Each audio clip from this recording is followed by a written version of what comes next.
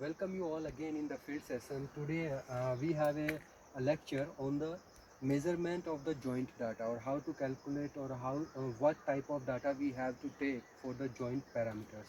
So here, first of all, I want to elaborate the type of joint, what is joint set. So basically the basic difference between joint and joint set is joint set always occur in the group. As you can see here, this is the foliation, this is a quartzite rock, and this is the foliation. Why I am saying this one, this one is the foliation. You can see the color lamination as well as the mineral alignment is like this. So based on these color lamination and alignment, I am identifying this one is the foliation plane. So this is our foliation plane here. Okay, so if I follow this foliation plane, so here parallel to the foliation plane we have some joint sets. So these are the joints, those are parallel to the foliation. So some geologists say this is a foliation joint, some geologists says this is a foliation. So parallel to the foliation, this is a foliation joint set. Okay, so now we have another joint set that is also occurring in the group. As you can see here, this is another joint. So parallel to this joint we have another joint here also. Parallel to this joint we have another joint here, here and here also. So there is a frequency, a definite frequency, and a different and definite spacing perpendicular to each other. So joint set always occurred in the group. Another joint set is here. You can see this plane. So here one plane, here one plane, then we have a plane here and here also. So this one is very steep and parallel to each other also. So this is another another joint set. So basically these are very easable to identify the three joint set in the rock mass. As I have already told you in the joint set fracture and joint lecture in theory, that that is more than three joint set, it is difficult to identify in the rock mass. Okay, but more than four joint set we can get, but very near to damage zone. So frequency of the joints is also a parameter or indicator to identify the damage zone in any region. So now I'll tell you how to collect the joint data in the field. So this is our foliation data, this is our foliation joint. So what we have to do during the engineering geology or mining geology, we collect the foliation data as well as the foliation joint data. So when we go for the RMR calculation, so in RMR we don't calculate the, or we don't measure the spacing between foliation. We have to calculate the spacing between foliation joint. So this thing you have to be remember during the field session if you are doing the geological mapping for engineering geological purpose. So now I have a Brunton compass. I have told you how to manage the Brunton compass, how to calculate the dip and strike. So this is our foliation joint here. This is my strike. So strike for the J0 joint or foliation joint is basically 322, and the dip direction is, this is dipping toward this direction, and dip direction is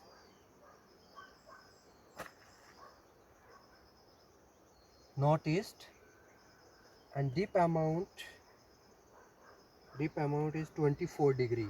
So I am writing the data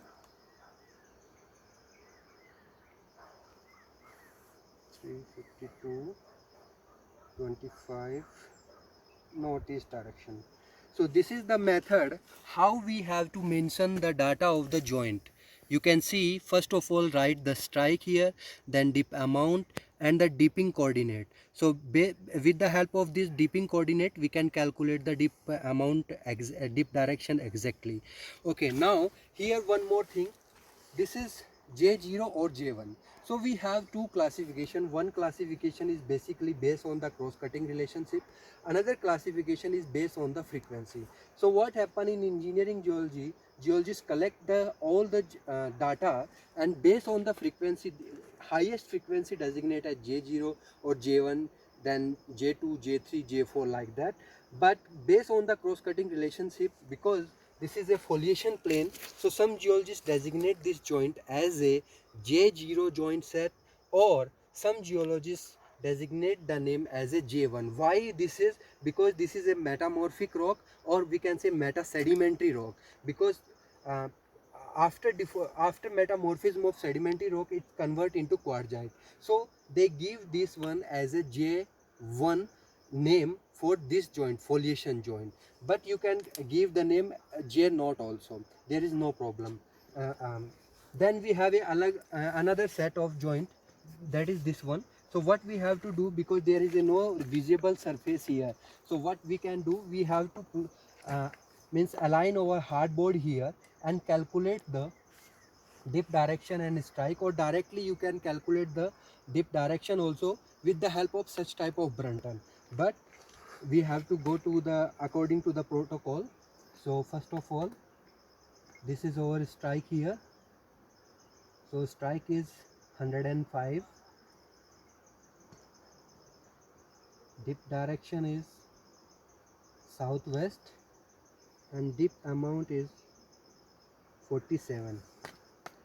So this is J1, 105, 47 and southwest. Okay, then we have another joint set. This is the another joint set here and here also. So what we have to do, we have to collect the data of this joint. So this is the strike here. So strike is 040, then this is dip direction. Okay, in such type of joint we have to be very careful. As you can see, sometimes what happen, if you see this joint from the distance, you will see that this is dipping towards your side, but when you put your hardboard here, it will looks this is dipping towards the inside also, or slightly vertical. So what we have to do, we have to put our Brunton compass here and take, this is almost vertical, this is 80 approximately 82 degree. So the dip direction strike of this joint is 042, then 82 degree, and this is slightly dipping towards southeast. So we can say this one is the this is the almost vertical joint set. So this is our joint set data on this exposure. So now this is the method how we can identify the joint set and how we can collect the orientation data of the joint set. So this is the end of the video.